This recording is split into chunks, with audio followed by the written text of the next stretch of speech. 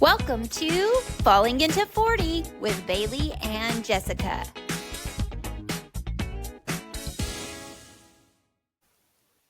Welcome to Falling into 40. Yay! We're back for another episode. We're back. Woo! Ooh.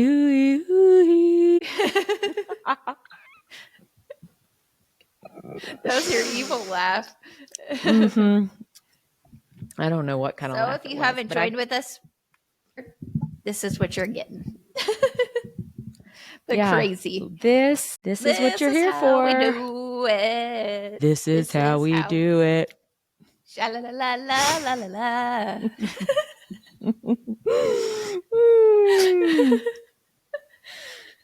What are you doing?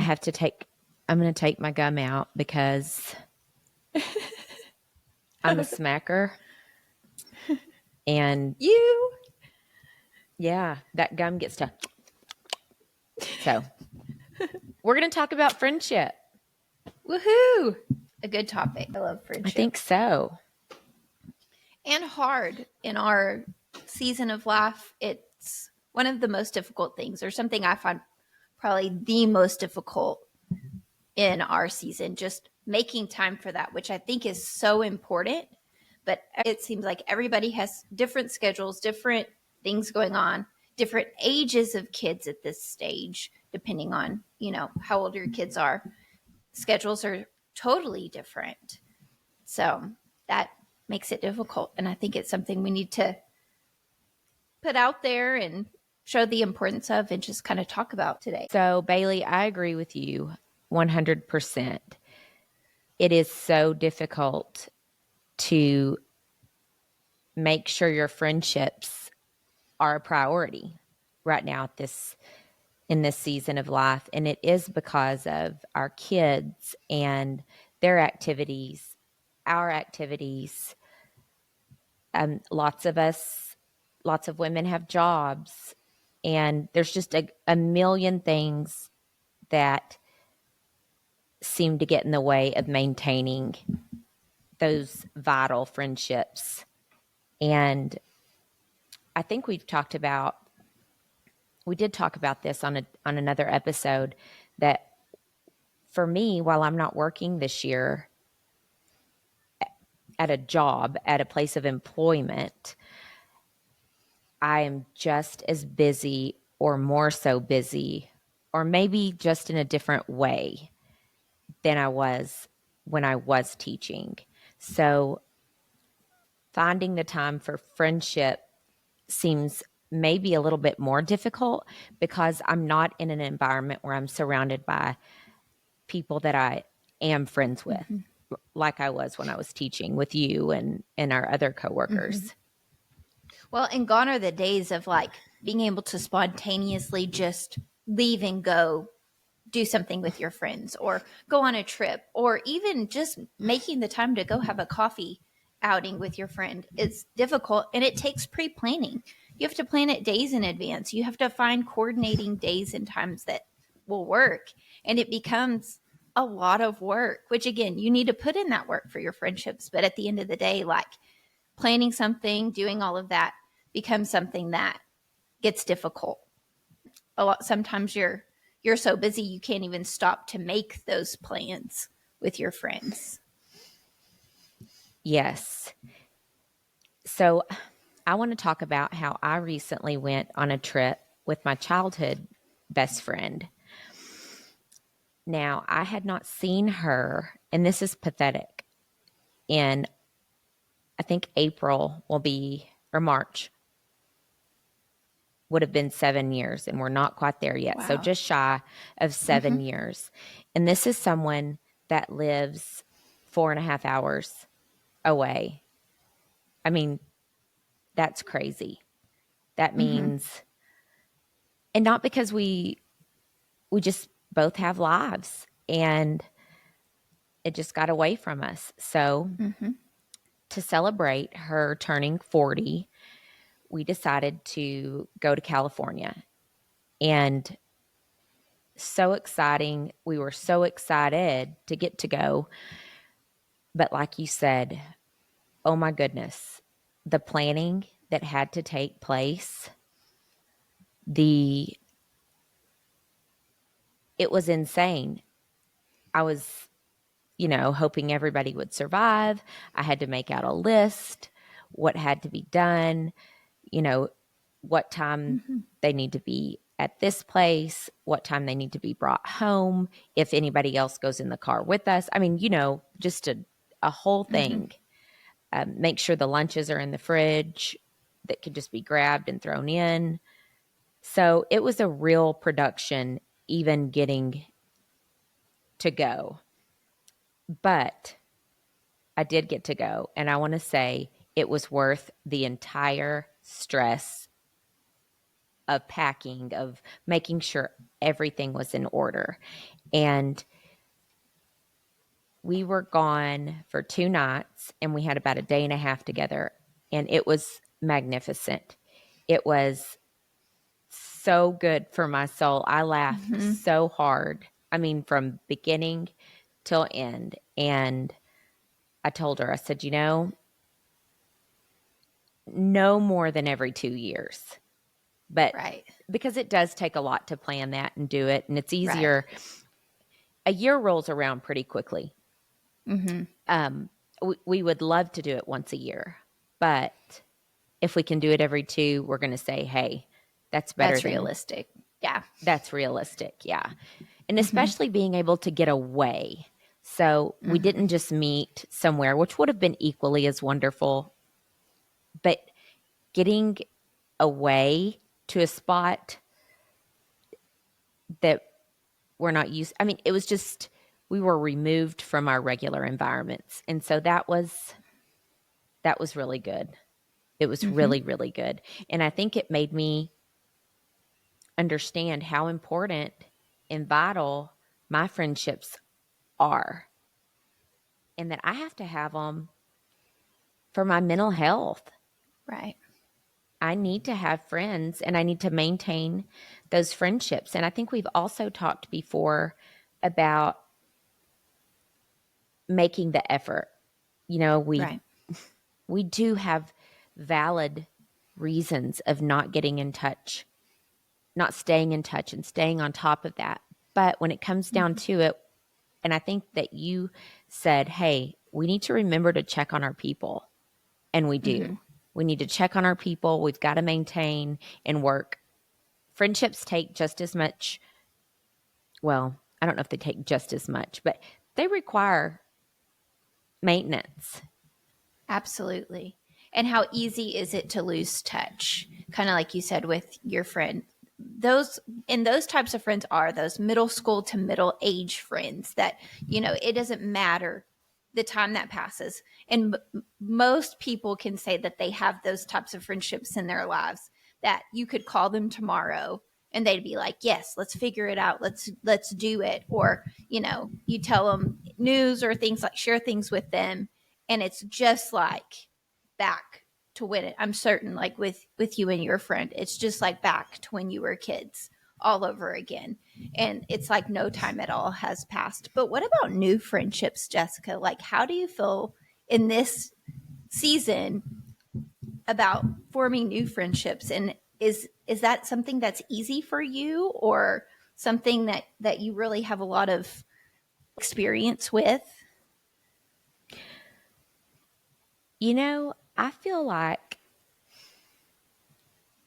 I know when I meet somebody if they're going to be my people. Right. You know what I mean? Like I just You can just automatically tell. know. I can just tell, and maybe they haven't gotten the memo yet. But I have, and I know. Um, and it's weird because I think that there are several friends that I have that I've made as an adult that Right. earlier on I wouldn't have thought we would have been friends. And Right. but we are, and we don't necessarily I don't have tons in common with all my friends. Some Right. of us are very, very different. And maybe that's why some of those friendships work, I don't know. They add value to your life and they don't cause stress regardless of what you have in common. I feel like it's important to point out, like, regardless of who they are or what they are to you, like, they add some sort of value in your life. Some of my friends, age range of my friends are from their 60s down to their 20s, and all of them in some form or fashion add such value to my life, and I can go to them and learn from them, and they add zero stress. It's value that they add to my life, and I think that's important in a friendship. That's what I was just about to ask. Have you ever had to distance yourself, like even as young as, in your early 20s, like go through a relationship with a friend that you realize way later that this is a lot of stress and I can't do this anymore because it's more stress than it is a friendship? I think it was younger that I did learn the most about those types of friendships and those type of people. While, for me, I loved people. And so just surrounding myself with them, I was never going to be ugly or be rude to anybody, not one person. But I did have to pick and choose, like, who I fully let in. I'm with you there too, Bailey. I think that I learned some of those lessons early on, and I'm thankful for that. And also, I have a friend that's not in her late 80s, and Yeah. I consider her a friend. She's extremely wise and she does add value to my life, and I like being around her just as much as I do somebody that's our age. So I do have a wide variety when it comes to age, but I think as I've grown older, besides the one or two childhood friends, that the relationships that I've made as an adult are so much stronger. They're really deeper and more meaningful relationships. And we've talked about, kind of how coming into this season, and one of the main reasons why the road has led us to this podcast was things just kept popping up, and we went through some difficult times, just during this season. And I've noticed that my true friends, especially right now, are the ones that no matter how difficult things got for me, they stuck right by my side and were there for me, and I could confide in them. And, when times were tough, they were there. Like, what can I do? How can I help you? Especially during like COVID, when you kind of lost touch with everyone, those were, the people that, you were still keeping in contact with, still focusing on. Another thing that I've noticed is the navigation of friendships. Like, how do you navigate your friendships? Because there are so many different, like, I have friends that are within the groups that my kids are in. I have friends that were work friends. I have, those lifetime friends. How do you navigate those friendships and kind of spread yourself?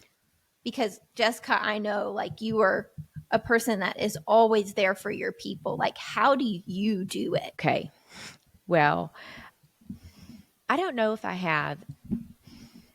do have a lot of different groups, I think. Right. Kind of like you said, school. And I'm saying school. Did you like from working as a teacher, like teacher friends? Yeah. Okay. Church friends, and sometimes those groups overlap, right? Right. I think this is one of those areas where I should probably rein myself in sometimes, because I can spread myself too thin very easily. You just start to kind of feel bad. As to me, like I start to feel bad like if some time has passed and I haven't checked in, or I haven't reached out. And Well, so here we are, 39 and 38, and we've got these strong relationships with our girlfriends, and it's weird that here we are, and there's a lot of hard stuff going on. There's a lot of really difficult roads that some of my friends are currently traveling. And when I have a friend that is going through something, I feel like I can feel, not like psychic, or I'm not getting weird, but I can, like if I have a close friend that's hurting, their pain, I can feel it in my heart. And I know it's not as devastating to me as it is to whatever friend it is, but it's almost that navigating these things right now is the craziest part, because I can look around at all of my friends and see these really big things going on, and they're all different, and it can become heavy. yeah, Not in a bad way, but just that, gosh, I wish I could fix it. I wish I could just wave this wand. And I think the best thing to remember is that praying for my friends, even when they don't know it, it doesn't have to be always told. You don't have to say, "Hey, I'm praying for you." You can just pray for your friends. And navigating, I can't navigate all of these friendships all the time and keep on top of them like I would like to, but I can pray for all of my friends all the time. And I think that is really one of the most important things to remember, because even when there's so much going on that I can't even think of the right words to say, the scripture tells us that the Holy Spirit intercedes for us. So when we have all of those things that we want to say and we can't, that the Holy Spirit takes those and takes them before God. And I just have to tell myself I can't be the fixer, and I can't navigate all of the friendships, but I can always pray for my friends. and then when you can come together, how good is that for whatever's being gone through? Because that time and together, whether it's coffee, whether it's a lunch, whether it's a short girls trip, depending on what you can do, but when you do come together, those heavy times kind of fall away and you get to just enjoy your time together. And I know after I leave times with friends, whether it has been a lunch or a coffee date, I just in my soul just feel so rewarded and so good that I would the the hard stuff is not there. It's good, like you said, it's good for your mental health and it's good for the soul. And so, but it's needed to feel human, because sometimes we can get so lost in life that you don't really even feel human anymore. And it's not until you reach that point where you're at a breaking point that you realize that. And so I think that's where friendships fall into such an important area, where you can come together, get a reset, and just finally feel like a human woman, that other people are going through similar things to you, or that everybody is struggling, not just you, and you don't feel so alone. So, Well, listen to this. I was just kind of searching around looking for some research on the benefits of friendship. And I'm sure that sounds corny, because a lot of these things are no brainers. But I thought I would tie this into our last episode that we talked about purpose and passion. Research indicates that close friendships are associated with greater happiness, self-esteem, and sense of purpose. And to me, that sense of purpose comes from many different reasons within that friendship. So, you know, usually the people that we are friends with, we can talk about anything with, these strong friendships. And I think our friends can tell us honestly what's good for us or what's, if we're not doing something if we're doing something silly or that doesn't make a lot of sense, or maybe our friend just knows us well enough to say, hey, I don't really know what's going on, but this seems like a bad path. So I think that these good, strong friendships do help us stay centered and maintain our sense of purpose. Right. Well, just like you and I have lately been talking about just not really taking the time to take care of ourselves, which is something we do.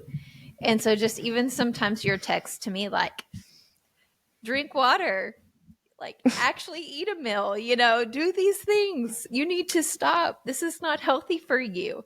That has been huge for me just even in the last month or so, that we started like this busy after the holidays, just things started with a bang. And I haven't been good about taking care of myself because things, it's an easy excuse to say I'm too busy or our schedules are too crazy. And so I will say Jessica's been holding me accountable, like, take care of yourself. Well, and Bailey and I both we get so busy that we do the same things when we're not taking care of ourselves. And it is just, I could survive on a box of hot tamales for every day for a week with no food. And that's not taking care of myself. So, Bailey and I have both talked about, hey, I just realized I'm just now eating. I've only had coffee this morning. And we laugh. I wonder why I've been shaking for 3 hours. Yeah. I almost went to the ER because I'm having tremors. No, it was because you haven't eaten and your friends tell you, take care of yourself. Because take care of yourself. And if you don't take care of yourself, your friends can't take care of you. Your family can't. No. You've got to take care of yourself so that you can take care of those that you do love and that you are pouring into. And I found this quote, Bailey.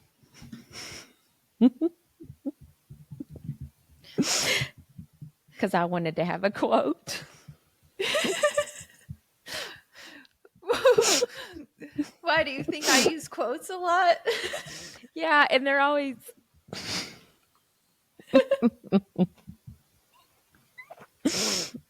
they're all... You're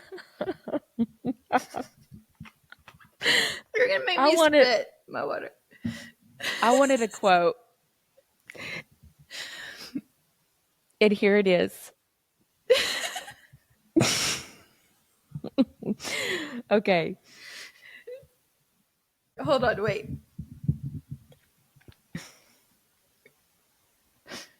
Quotes on friendship. I have it pulled up right here so that I could have a quote. Mm-hmm. Yes. Well, I have a quote, Bailey. I did the same.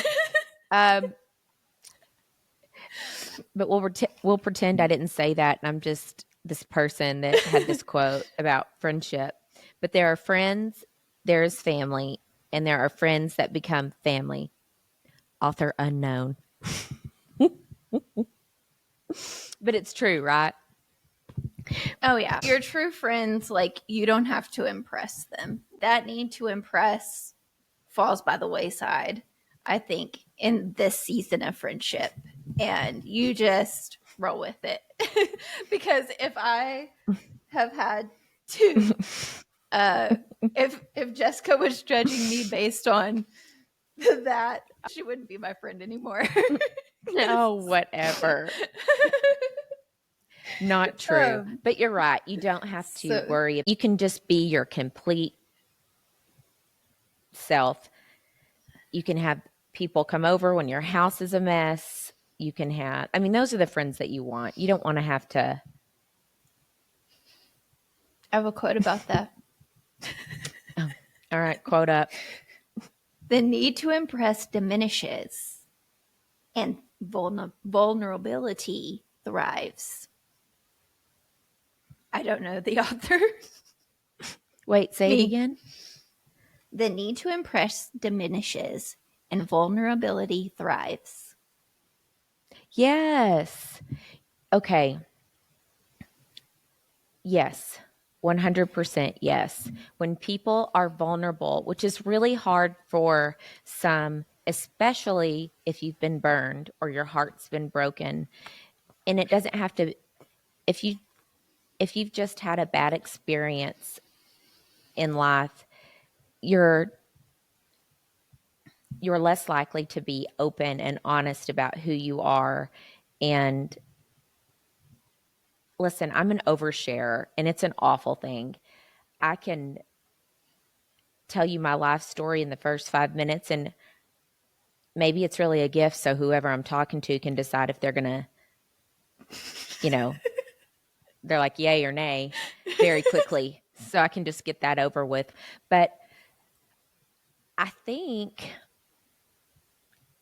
I don't know. And I don't know why I'm that way. Well, when you're an open book, when you're not being yourself, it's evident, I think.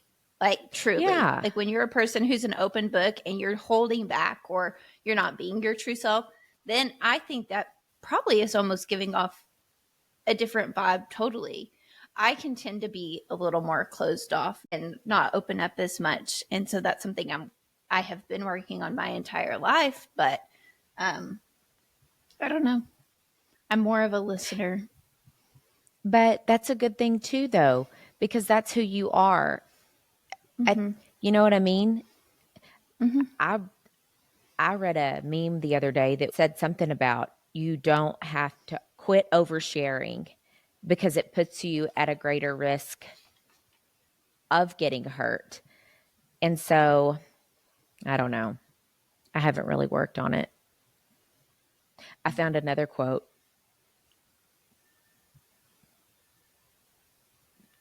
This is the quote episode. There's nothing I would not do for those who are really my friends. I have no notion of loving people by halves. It is not my nature. Jane Austen. That's you. That's a very Jessica quote. I will say that. You love your people fully, and it's very evident. And I know that there's probably a dozen other people that would agree with me on that one, but yeah, that's a Jessica quote. I do feel like if you're my people, man, I'm sorry because you're getting it all. Whenever I passed you on the street the other day, there's only one friend that I would pass on the street and wave out like this. And I laughed and guess what? Even better, I wasn't going to the grocery store. We never even talked about this. I was wondering where you went. I pulled into the grocery store thinking I may see you, and I saw your car. No. I saw your car leave. Yeah, I was totally in my own world, and I turned like I was going to my mom's house, and then I thought, well, crap, I'm gonna have to cut through the grocery store parking lot, and then there you were, and I thought, well, I'm gonna do our Bucky grin. And then I got to laughing because I kept going. I had to go get a tea, and so anyway, but yeah, we never even talked about it. No, I autopilot a lot. I'll find myself pulling up at the golf course when really I'm heading to a different town, and I'll pull up at the golf course and be like, "This is not where I'm going." Yeah, Yes. the struggle, man. I do that too, but that was funny. I do not wave like that at anybody else but Jessica. No, I know. um, Something else I think that women struggle with, and I hope that this is younger women, and that as you're our age, that this isn't as common, but I think it does happen, that you just really value your friendships, and that you're not comparing yourself or competing with your friends that you have, because every friend that you have is not going to have the same religion as you, or better yet, the same financial status, the same love of children. Maybe they don't have kids. Maybe they're divorced and you're married. You're just different. And I think women have got to learn that there's no, in real friendships, there's really none of that. I just had this conversation with my teenager. Teenage girls, their friendships are very competitive. Yes. And it's really difficult to navigate teen friendships. And so that has been something that, as a mother of a teen, and then it kind of took me back to when I was a teenager, because I went through some similar things like that, where you have to, really kind of put distance in where maybe you don't want to put distance because of friendships getting overly competitive, or pulling from your bucket instead of adding to it. And I've had these conversations with my daughter, even just recently, just about friendships in general, and how friendships aren't about competing with one another, or it's just about being there for your people and showing up, and that you have to give as much to your friendships as they're giving to you. And so that has been one of the most difficult parts of having a teenager, especially a teenage girl, is helping her navigate those friendships and relationships and all of those things. Because, yeah, watching your child having difficulty with friends or feeling hurt by friends, that is one of the most heartbreaking things as a parent. I don't have a daughter, but I can see watching your child struggle with anything is hard, but watching them navigate friendships that might not be lifetime friendships, or that with people that maybe just aren't rooting for them. And I think as you grow older, there's always going to be a time when something's not going great in your life, and you've got a really close friend and something wonderful is going on with their life, and you have to learn to be happy for them in the midst of your sadness or whatever it is. This story, I feel like, is a pretty relatable story. My first pregnancy, I miscarried. And when you want something so badly, when you look around, it feels like that's all you see, you know? So I remember thinking, everybody's pregnant. What's wrong with me? I just lost my baby, you know? And at that same time, I had my sister-in-law, who is like one of my favorite humans on the planet. She got pregnant. And then I had another really close friend that got pregnant. And you have to learn to be happy in those moments, even when you're experiencing your own sadness, because we don't ever want to pull, like you said, from somebody's bucket. We want to pour. We don't want to be that person that is bitter. And there is once that bitter root starts growing, it's almost like there's no stopping it. And it takes so much effort to stop the bitter root than it does to pour into somebody's life. You know what Yeah. does that make sense? It's so much easier just to follow the path of like, I'm going to be a Debbie Downer or be negative about it, especially kind of like you said, if you're dealing with something in your life that's negative or that's, that's very difficult. As adults, we see that. And so we're much less likely, to put people down or diminish their accomplishments or achievements or anything good that's happening for others. But what I've come to find, and again, we lived it, we know that those younger girls, they can get on that negative train pretty quickly. And yeah, it's tough, and it's tough to see, but yeah. But even as adults, like that's a difficult thing sometimes, is to really feel happy for others and to celebrate with others when you're going through hard times.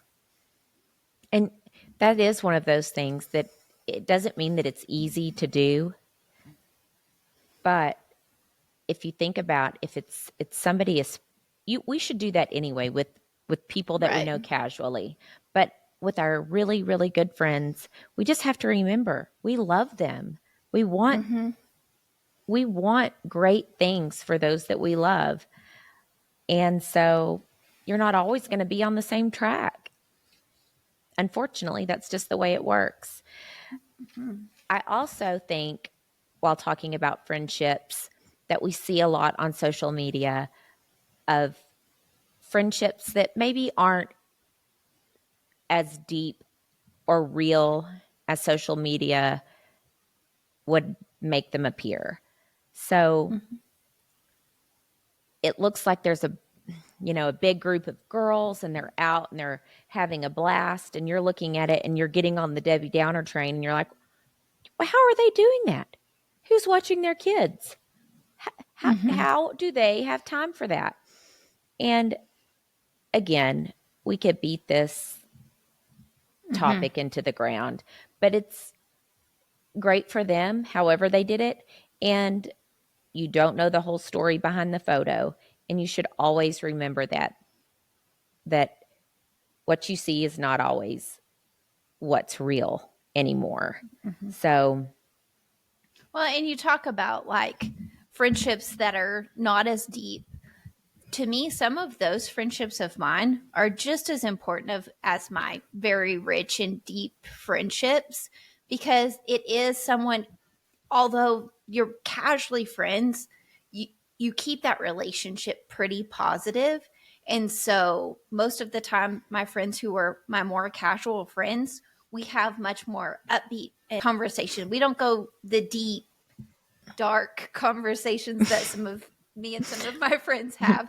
But those conversations for me are needed just as much, because those friendships, they keep you going. They keep it fresh and light. And so I think it's important to say that while those aren't the people you're sharing your whole world with, those are truly very important friendships to have, I think. I think that's a really great point. I mean, truly. I've never really thought about it like that, but I do have a lot of friends. Of course, not every friendship is going to be that deep friendship that where they know everything about you. And thank goodness, because they probably wouldn't be. That's why they're equally as important. And just like you said, you can be upbeat, positive. Yeah. Otherwise, you're just in this really deep spot all the time. And you've got to have lighthearted. Well, and like you said, it's easy. heavy. Yeah, heavy. And I think with as much that's going on in our world today, as much as we see, as much as we know that's going on, we do need some lighthearted friendships and conversations. And it doesn't always have to be 70 miles deep. And Thank you for tuning in to Falling into 40. Impressive. And thank you for calling. We are so thankful for our listeners. Join us for another episode next time. Bye. Bye. Love your friends. Thank you for tuning in with us on today's episode of Falling into 40. You can find us on Spotify, YouTube, and Apple Podcasts.